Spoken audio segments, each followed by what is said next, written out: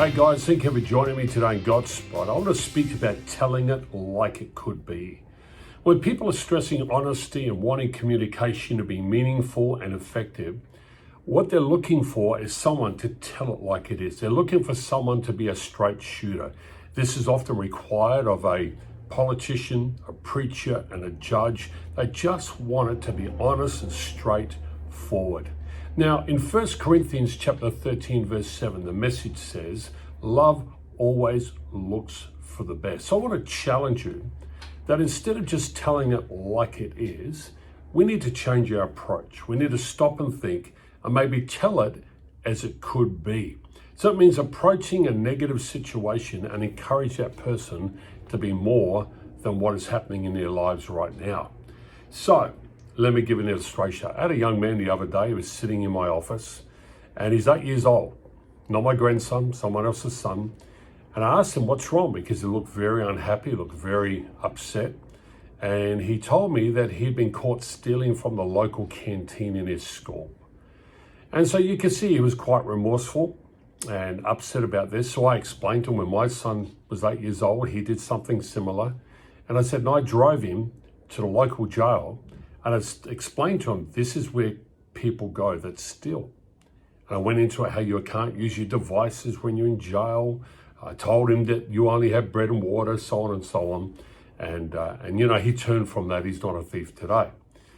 Yet I looked at the young man and tears began to well up, and I began to change my approach. Instead of telling it like it is, I began to tell him like it could be.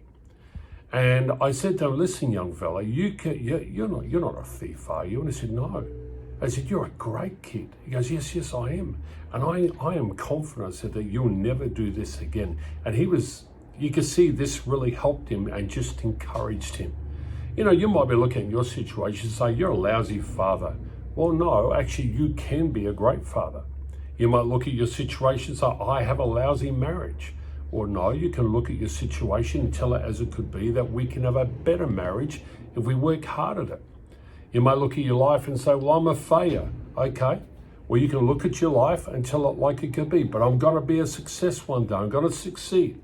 So instead of having the direct negative approach, suck it up, princess, stating the facts as they are, tell it as it could be and encourage that person. So there's a number of things that really kick in, that really help when you tell people as it could be. Number one, you lift the problem-plagued person out of their present circumstances. Many times when we are overwhelmed with our problems, we can't see the forest for the trees. We get stuck and all we see is the problem. And what we need is someone who can just come alongside of us and encourage us. Number two, you help the person see more clearly. It's one thing to point out a problem and tell it like it is, but why not talk about a solution? Yes, it's a problem, but I know you can work this out. You can do this. You can do this. A man went into a restaurant and he asked for just a glass of ice. And the waitress looked at him and said, oh, sorry, we can't do that. And he just smiled and said, yes, you can. And she looked at him and blinked and she said, you know what? Yes, I can. And so she went off and he received a glass of ice. Number three, you give the person a dream. Everybody needs to dream about their lives and what they can do. Number four, you help the person reach their potential. This young man, I don't know what he's going to grow up to be, but I hope that I had a positive impact in his life. Who knows the potential that he has? We all have hidden potential. Number five, you give the person confidence. The young man, when I finished with him, felt very confident that he was never going to steal again and that he was a good person and that he could do good for others as well. Number six, you change the atmosphere of where that person is and you lift them out of their slump, you could say. And so what happens when they have a low morale, you give them a quality upgrade and you create excitement in them. You see, throughout your life, you're going to shape people around you with the expectations you put on them. And when you expect the best from others, you're reflecting what Paul is talking about, the love of Jesus. In 1 Corinthians 13, verse 7 again, the Bible says love always looks for the best. Look for the best in others, encourage them. Don't tell them like it is, they know. Tell them as it could be. Hope this helps you.